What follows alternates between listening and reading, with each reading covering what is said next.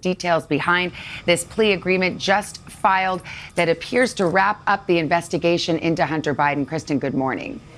Hi, Savannah. Good morning to you. This is a 5-year investigation that has now been wrapped up. And as you say, this is a Trump-appointed U.S. attorney for Delaware who has reached a plea agreement with Hunter Biden in which he is expected to plead guilty to 2 federal misdemeanor counts of failing to pay his taxes. Now, notably, he also faces a separate gun possession charge. That is likely going to be dismissed if he meets the conditions that have been hammered out under this agreement. We are getting a statement from the attorney from Hunter Biden who tells NBC News, quote, "With this announcement of 2 agreements between my client, Hunter Biden, and the United States Attorney's Office for the District of Delaware, it is my understanding that the 5-year investigation into Hunter is resolved." Now, taking a step back here, Savannah, what is happening is that Hunter is not being charged with the potentially more serious allegations of potential criminal misconduct, business dealings, scrutiny of his business dealings with Chinese-owned businesses, Ukrainian businesses. This will undoubtedly become a political matter. Now, we are reaching out to, of course, the White House. We have not heard from the White House yet about this. President Biden has really not said a whole lot about this. He has argued that he wants to keep distance between himself and, of course, the Justice Department in this investigation. But notably, he did make some very recent comments in an interview with Stephanie Ruhle saying, quote, "My son has done nothing wrong. I trust him." Those comments will undoubtedly come under fresh scrutiny. Now, of course, this does come about a week after former President Trump pled not guilty to 37 counts that he mishandled classified documents. Republicans, the former president, have argued that there are 2 systems of justice here, one for him, one for Democrats. Of course, that is an argument that we have seen both Republicans and Democrats push back against. And the counterpoint that you'll undoubtedly hear in this case from Democrats will be that this is a Trump-appointed U.S. attorney. But again, a lot of scrutiny with this new development. Well, there will be a lot of politics to discuss, but let's stay on this legal agreement that we just got word of. And I want to turn to Ken Delaney, who covers Justice Department for us. So Hunter Biden's attorneys are saying this is essentially a global resolution of this 5-year-long investigation into Hunter Biden that looked at his taxes, this gun charge, but as Kristen referred to, also was scrutinizing business dealings that he had overseas, whether or not he had failed to register as a foreign agent, among other items. Is it your understanding that this investigation looked into those matters and has now concluded there are no charges forthcoming?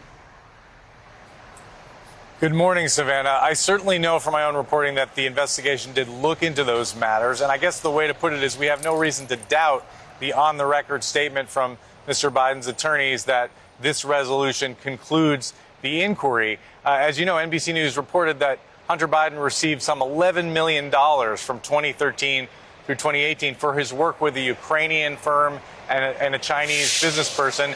And that work and some other issues are now the subject of investigations by congressional Republicans. But we also know that the Justice Department took a look at those issues. And if Hunter Biden's attorneys are to be believed, found no evidence of wrongdoing. And in fact, NBC News had previously reported that there was a felony tax charge on the table under consideration related to the improper use of a business expense. Obviously, the DOJ has decided not to bring that charge as part of this agreement, which is significant. That was the only felony tax charge we were aware of. And so what you have here are 2 misdemeanor charges about willful failure to pay taxes. And as Kristen said, this gun possession charge, possession of a gun by a user not entitled to possess one, which Mr. Biden is admitting to the facts of that charge, but will be entering a deferred adjudication, and that will be wiped off his record. So a significant legal victory for Mr. Biden in the sense that there is no jail time called for here, but at the same time, an admission of wrongdoing, even when, as Kristen said, his father has said very recently that his son did nothing wrong. So he is admitting to a crime here, but not a felony. It's a guilty plea to a misdemeanor, 2 misdemeanor counts, and as mentioned on the gun charge, which has to do with the paperwork you file when you try to purchase a gun. He was accused of falsifying that by not acknowledging a problem with addiction. Let me turn to Danny Savalos. Danny, you've seen many plea agreements.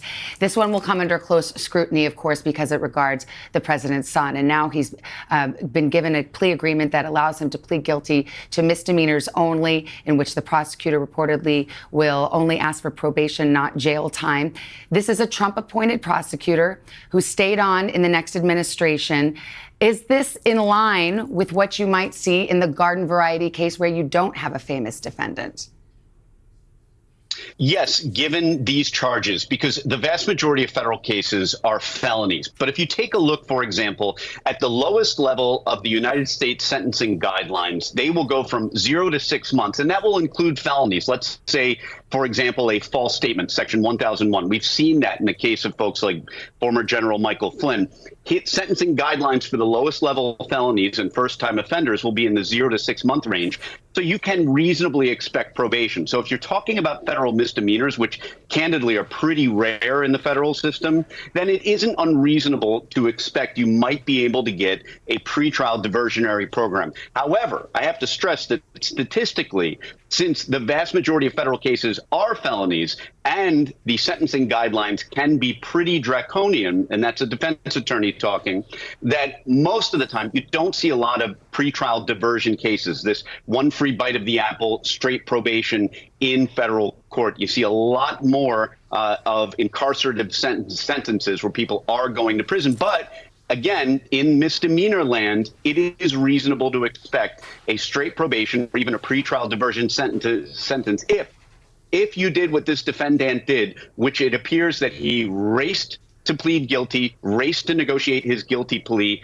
That's the situation where you will get federal prosecutors on your side recommending the same thing the defense is here. Yeah, and Danny, let me ask you, another aspect of this is Hunter Biden paid back those taxes, I believe, a year ago. Now, technically speaking, you can still be charged with the crime, even if you pay it back. It's like if you rob a bank and you return the money, you can still be charged with robbing the bank.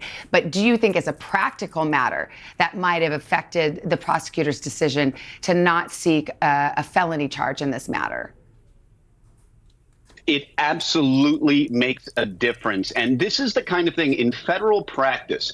Oftentimes, a defense attorney isn't looking to win an acquittal at a trial. More often, you're trying to give your client the softest landing possible, and you have to be creative. And for example, you approach the government and say, look, there is a harm here. We can repay some of that. That doesn't exonerate the client, but it is something to be considered as we work towards a resolution that both sides can live with, that the government feels comfortable with, and that the defendant can live with. But that really is the gold standard for negotiating a plea agreement, is anything that keeps your client out of the Bureau of Prisons. And indeed, it seems that is the agreement that has been reached now between the federal prosecutor looking into this case since 2018, a Trump appointee, David Weiss, who has made a deal with Hunter Biden, the president's son.